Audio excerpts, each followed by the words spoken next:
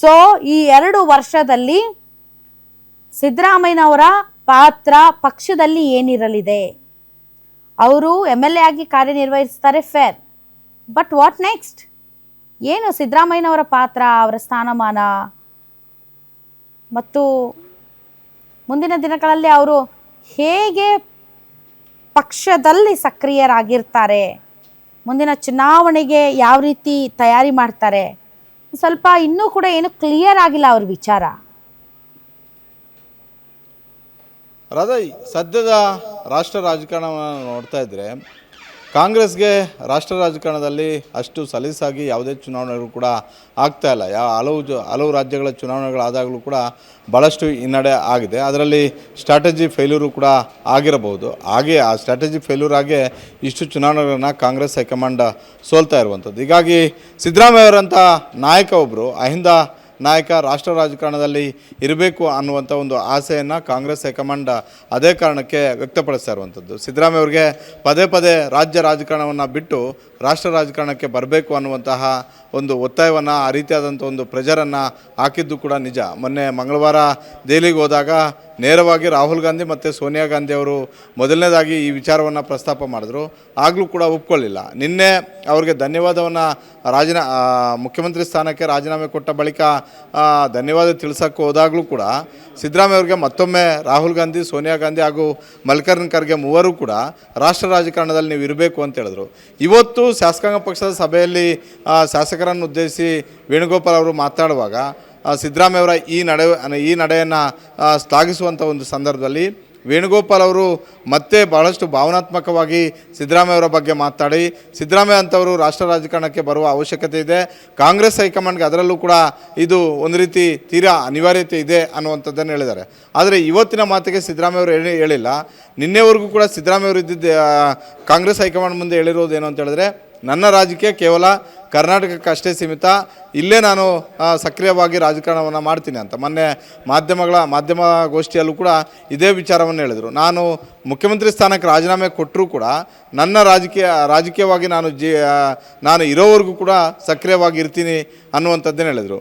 ಒಂದು ಸದ್ಯದ ಪರಿಸ್ಥಿತಿ ನೋಡಿದ್ರೆ ನೀವು ವಿಶ್ಲೇಷಣೆ ಮಾಡೋದೇ ಆದರೆ ಸದ್ಯದ ಪರಿಸ್ಥಿತಿಯಲ್ಲಿ ರಾಷ್ಟ್ರ ರಾಜಕಾರಣಕ್ಕೆ ಸಿದ್ದರಾಮಯ್ಯ ಅಂತವರು ಭಾಳಷ್ಟು ಅನಿವಾರ್ಯವಾಗಿ ಇದ್ದಾರೆ.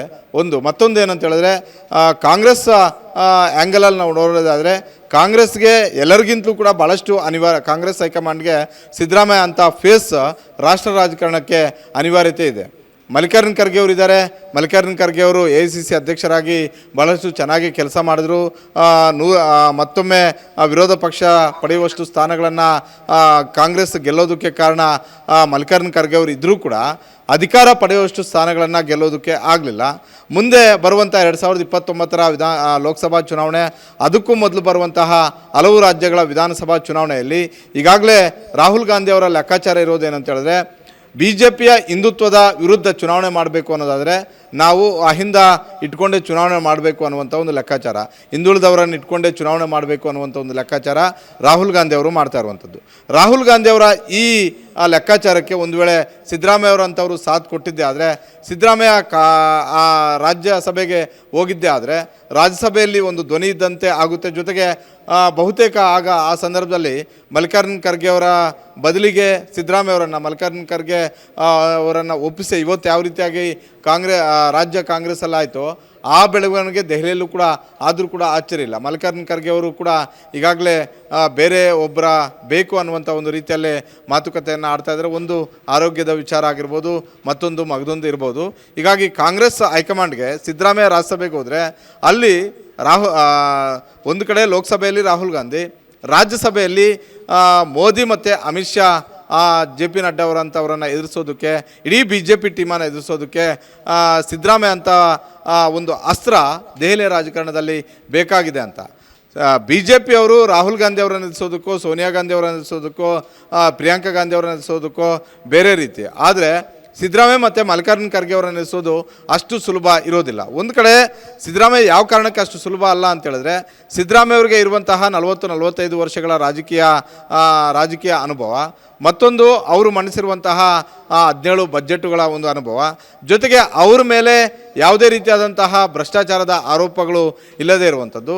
ಮತ್ತೊಂದು ಹೇಳಿದ್ರೆ ಯಾವುದೇ ಒಂದು ವರ್ಗಕ್ಕೆ ಸೀಮಿತ ಇಲ್ಲದೆ ಇಡೀ ಒಂದು ಅಹಿಂದ ಫೈರ್ ಬ್ರ್ಯಾಂಡ್ ಆಗಿ ಹೊರಹೊಮ್ಮಿರುವಂಥದ್ದು. ಇವೆಲ್ಲವೂ ಕೂಡ ರಾಜ್ಯಸಭೆಯಲ್ಲಿ ಸಿದ್ದರಾಮಯ್ಯವರನ್ನು ಅಷ್ಟು ಸುಲಭವಾಗಿ ನರೇಂದ್ರ ಮೋದಿ ಮತ್ತು ಅಮಿತ್ ಶಾ ಅವರು ಫೇಸ್ ಮಾಡೋದಕ್ಕೆ ಆಗೋದಿಲ್ಲ. ಜೊತೆಗೆ ನನ್ನ ರಾಜಕೀಯ ಯಾವಾಗಲೂ ಕೂಡ ಕಮ್ಯುನಲ್ ಶಕ್ತಿಗಳ ವಿರುದ್ಧವೇ ಅನ್ನುವಂಥದ್ದನ್ನು ಪದೇ ಪದೇ ಏನು ಸಿದ್ದರಾಮಯ್ಯವರು ಹೇಳ್ತಿರ್ತಾರೆ, ಇಂಥವರು ರಾಜ್ಯಸಭೆಯಲ್ಲೂ ದೆಹಲಿಯ ರಾಜಕಾರಣದಲ್ಲಿ ಸಕ್ರಿಯವಾಗಿದ್ದರೆ ನಮಗೆ ದೊಡ್ಡ ಅಸ್ತ್ರ ಆಗುತ್ತೆ ಅನ್ನುವಂಥ ಒಂದು ಲೆಕ್ಕಾಚಾರ ಕಾಂಗ್ರೆಸ್ ಹೈಕಮಾಂಡ್ದು. ನನಗೆ ರಾಜ್ಯದ ಮೂವರ ಮಾಸ್ ಲೀಡರ್ಗಳೇನಿದ್ದಾರೆ, ದೇವೇಗೌಡರು, ಯಡಿಯೂರಪ್ಪ ಮತ್ತು ಸಿದ್ದರಾಮಯ್ಯ. ದೇವೇಗೌಡರಿಗೆ ಒಂದು ಸ್ವಲ್ಪ ಅನಿವಾರ್ಯ ಆಗಿತ್ತು. ದೆಹಲಿಯ ರಾಜಕಾರಣಕ್ಕೆ ಹೋದ ಬಳಿಕ ಪ್ರಧಾನಮಂತ್ರಿಯಾಗಿ ಕೇವಲ 10 ತಿಂಗಳಿದ್ದರು. ಅದಾದ ಬಳಿಕ ಮತ್ತೆ ರಾಜ್ಯ ರಾಜಕಾರಣಕ್ಕೆ ವಾಪಸ್ ಬರೋದಕ್ಕಾಗಲಿಲ್ಲ. ಜೊತೆಗೆ ಜನತಾದಳಕ್ಕೆ ಅವಕಾಶಗಳು ಕೂಡ ಸಿಗಲಿಲ್ಲ. ಹೀಗಾಗಿ ದೇವೇಗೌಡರು ಕೇವಲ ಸಂಸದರಾಗಿಯೇ ತಮ್ಮ ರಾಜಕೀಯ ಜೀವನವನ್ನು ಮುಗಿಸುವಂಥ ಒಂದು ಪರಿಸ್ಥಿತಿ ಬಂದಿದೆ. ಆದರೆ ಯಡಿಯೂರಪ್ಪ ಅವರು ಕೂಡ ರಾಷ್ಟ್ರ ರಾಜಕಾರಣಕ್ಕೆ ಅನಿವಾರ್ಯ ಪರಿಸ್ಥಿತಿಯಲ್ಲಿ ಹೋದರು. 2014ರಲ್ಲಿ ಲೋಕಸಭೆಗೆ ಶಿವಮೊಗ್ಗದಿಂದ ಆಯ್ಕೆ ಆಗಿ ಹೋದ ಬಳಿಕವೂ ಕೂಡ ಅವರು ಕೂಡ ಆ್ಯಕ್ಟಿವ್ ಆಗಿ ದೆಹಲಿಯ ರಾಜಕಾರಣ ಮಾಡೋದಕ್ಕೆ ಆಗಲಿಲ್ಲ. ಒಂದು ಭಾಷೆ ಕಾರಣ ಇರ್ಬೋದು, ಮತ್ತೊಂದು ಯಡಿಯೂರಪ್ಪ ಅವ್ರಿಗೆ ಮತ್ತು ಸಿದ್ದರಾಮಯ್ಯ ಅವ್ರಿಗೆ ಒಂದಷ್ಟು ರಾಜಕೀಯವಾಗಿ ಒಂದಷ್ಟು ಸಮಾನ ವಿಚಾರಗಳಿದ್ದಾವೆ. ಅವೇನಂತ ಹೇಳಿದ್ರೆ ಇವರಿಬ್ಬರಿಗೂ ಕೂಡ ರಾಷ್ಟ್ರ ರಾಜಕಾರಣ ಅಂದರೆ ಆಸಕ್ತಿ ಇಲ್ಲ, ಅದು ಹೆಚ್ಚು ನಿರಾಸಕ್ತಿನೇ. ಮತ್ತೊಂದು ಏನಂತ ಹೇಳಿದ್ರೆ, ಒಂದು ಇಬ್ಬರಿಗೂ ಹಿಂದಿ ಅಂದರೆ ಅದನ್ನು ಕಲಿಬೇಕು ಅನ್ನೋ ಆಸಕ್ತಿನೂ ಇಲ್ಲ, ಅದನ್ನು ಕಲ್ತ್ಕೊಂಡು ನಾವೇನೋ ಸಾಧನೆ ಮಾಡಬೇಕು ಅನ್ನುವಂಥ ಒಂದು ಆಸಕ್ತಿನೂ ಕೂಡ ಇಲ್ಲ. ಇಬ್ಬರೂ ಜಪ ಮಾಡಿದ್ದೇನೋ ಅಂತ ಹೇಳಿದ್ರೆ ನಾವು ರಾಜ್ಯ ರಾಜಕಾರಣದಲ್ಲೇ ಇರ್ತೀವಿ ಅಂತ. ಹೀಗಾಗಿ ಯಡಿಯೂರಪ್ಪ ಅವರು ಸಂಸದರಾಗಿ ಹೋಗಿ ಮತ್ತೆ 2018ಕ್ಕೆ ಚುನಾವಣೆ ಅಷ್ಟೊತ್ತಿಗೆ ರಾಜ್ಯ BJPಗೂ ಯಡಿಯೂರಪ್ಪ ಅವರ ಅನಿವಾರ್ಯತೆ ಆಯಿತು. ರಾಷ್ಟ್ರೀಯ BJPಗೂ ಕೂಡ ಕರ್ನಾಟಕದಲ್ಲಿ ಯಡಿಯೂರಪ್ಪ ಅವ್ರನ್ನ ಇಟ್ಕೊಂಡು ನಾವು ಹೋಗಬೇಕು ಅನ್ನುವಂಥ ಒಂದು ರೀತಿಯಲ್ಲಿ ಅವರನ್ನು ಕೂಡ ವಾಪಸ್ ರಾಜ್ಯ ರಾಜಕಾರಣಕ್ಕೆ ಬಂದರು. ಇವತ್ತು ಸಿದ್ದರಾಮಯ್ಯ ಅವ್ರಿಗೇನು ಮುಂದಿನ ದಿನಗಳಲ್ಲಿ ರಾಷ್ಟ್ರ ರಾಜಕಾರಣಕ್ಕೆ ಹೋದರೆ ಅಲ್ಲೂ ಕೂಡ ತಮ್ಮ ಛಾಪು ಮೂಡಿಸಬಹುದು. ಸಿದ್ದರಾಮಯ್ಯ ಅವ್ರಿಗೆ ಇಂಗ್ಲೀಷ್ ಫ್ಲೂಯೆನ್ಸ್ ಭಾಳ ಚೆನ್ನಾಗಿದೆ, ಆದರೆ ಹಿಂದಿ ಮಾತಾಡುವ ಶಕ್ತಿ ಇಲ್ಲ, ಹಿಂದಿ ಅವರು ಆಸಕ್ತಿನೂ ಕೂಡ ಬೆಳೆಸ್ಕೊಳ್ಳಿಲ್ಲ, ಅದೇ ಯಾಕೋ ಗೊತ್ತಿಲ್ಲ. ಹೀಗಾಗಿ ಹಿಂದಿ ಬಂದಿದ್ದರೆ ಇವತ್ತು ರಾಷ್ಟ್ರ ಮಟ್ಟದಲ್ಲಿ ಸರಳವಾಗಿ ರಾಜಕೀಯವನ್ನು ಮಾಡ್ಬೋದಾಗಿತ್ತೇನೋ. ಸಿದ್ದರಾಮಯ್ಯವರು ಹಿಂದೇಟು ಹಾಕೋದಕ್ಕೆ ಇದು ಕೂಡ ಕಾರಣ ಇರ್ಬೋದು. ಜೊತೆಗೆ ದೆಹಲಿಯ ವಾತಾವರಣ ನಮಗೂ ನಿಮಗೂ ಗೊತ್ತಿರುವಂಥ ಒಂದು ವಿಚಾರ. ನೀವು ಹೋದರೆ 1-2 ದಿನ ಇರೋದಕ್ಕೂ ಕೂಡ ಇಷ್ಟಪಡೋದಿಲ್ಲ ಅಂಥ ವಾತಾವರಣ. ಇದೆಲ್ಲವೂ ಕೂಡ ಲೆಕ್ಕಾಚಾರಗಳು ಆಗಿರಬಹುದು ಸಿದ್ದರಾಮಯ್ಯವರು. ಆದರೆ ಕಾಂಗ್ರೆಸ್ ಹೈಕಮಾಂಡ್ ಮನಸ್ಸು ಮಾಡಿದ್ರೆ ಸಿದ್ದರಾಮಯ್ಯವರನ್ನು ಕರಗಿಸೋದು ಕಷ್ಟ ಏನಲ್ಲ. ಸೋನಿಯಾ ಗಾಂಧಿ, ರಾಹುಲ್ ಗಾಂಧಿ ಅವರು ಹಠಕ್ಕೆ ಬಿದ್ದು ನೀವು ರಾಷ್ಟ್ರ ರಾಜಕಾರಣಕ್ಕೆ ಬರಲೇಬೇಕು ಅಂತ ಹೇಳಿದ್ರೆ ಇನ್ನೇನು 10-15 ವರ್ಷ ಸಕ್ರಿಯ ರಾಜಕಾರಣ ಮಾಡ್ಬೋದು, 5-10 ವರ್ಷ ಅವರನ್ನು ಕರೆಸ್ಕೊಳ್ಬೋದು. ಆದರೆ ಕಾಂಗ್ರೆಸ್ ಹೈಕಮಾಂಡು ಕೂಡ ಒಂದು ವೇಳೆ ಮುಂದಿನ ದಿನಗಳಲ್ಲಿ ಪ್ರೆಷರ್ ಹಾಕಿದ್ರೆ ಅದು ಆ ಒತ್ತಾಯಕ್ಕೆ ಮಣಿದು ಹೋಗಬಹುದೇನೋ. ಮತ್ತೊಂದು ಲೆಕ್ಕಾಚಾರ ಹಾಕಿದರು, ಜಾರ್ಜು ಅತ್ಯಾಪ್ತರು ಸಿದ್ದರಾಮಯ್ಯ ಅವ್ರಿಗೆ.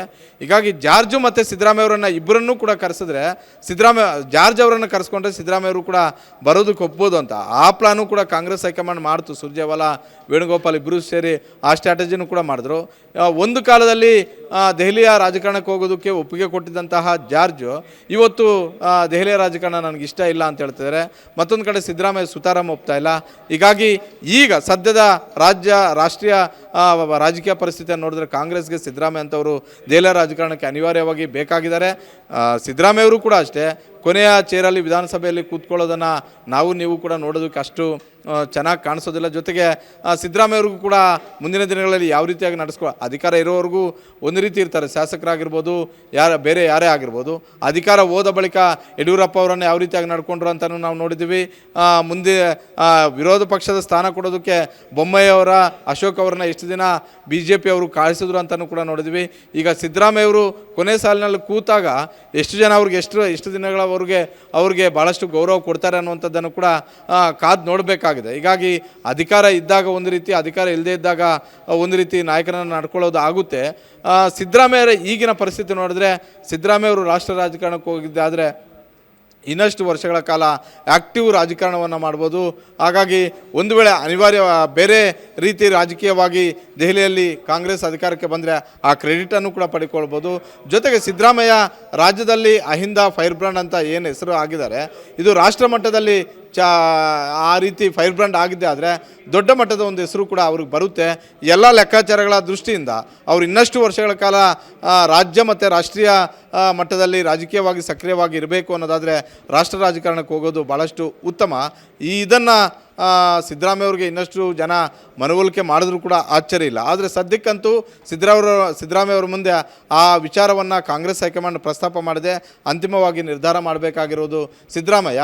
ಹೀಗಾಗಿ ಇಲ್ಲಿ ಕೇವಲ ಶಾಸಕರಾಗಿರೋದಕ್ಕಿಂತಲೂ ಕೂಡ ಮಾಜಿ ಮುಖ್ಯಮಂತ್ರಿ ಆಗಿರೋದಕ್ಕಿಂತಲೂ ಕೂಡ ದೆಹಲಿ ರಾಜಕಾರಣಕ್ಕೆ ಹೋಗಿ ಇನ್ನಷ್ಟು ದೊಡ್ಡ ಹೆಸರು ಮಾಡಲಿ, ರಾಜ್ಯಕ್ಕೂ ಕೂಡ ದೊಡ್ಡ ಹೆಸರು ತರುವಂತಹ ನಾಯಕರಾಗಲಿ.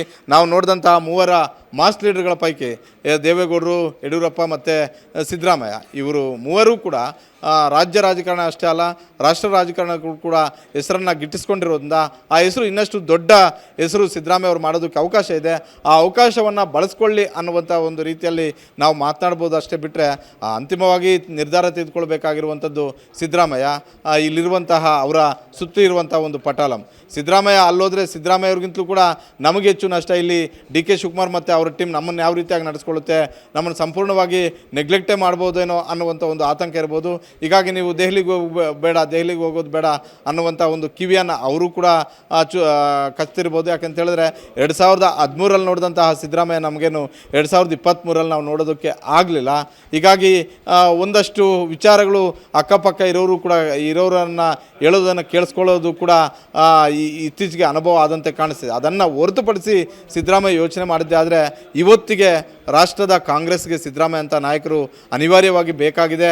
ಸಿದ್ದರಾಮಯ್ಯ ಅವ್ರಿಗೆ ಅಲ್ಲದೇ ಇದ್ರು ಕೂಡ ಸಿದ್ದರಾಮಯ್ಯ ಅವ್ರಿಗೆ ಅವಕಾಶ ಕೊಟ್ಟಂತಹ ಸೋನಿಯಾ ಗಾಂಧಿ ಮತ್ತು ರಾಹುಲ್ ಗಾಂಧಿ ಅವರ ಕೈ ಬಲಪಡಿಸೋದಕ್ಕೆ ದೆಹಲಿ ರಾಜಕಾರಣಕ್ಕೆ ಹೋಗೋದು ಭಾಳಷ್ಟು ಉತ್ತಮ. ರಾಧಾ.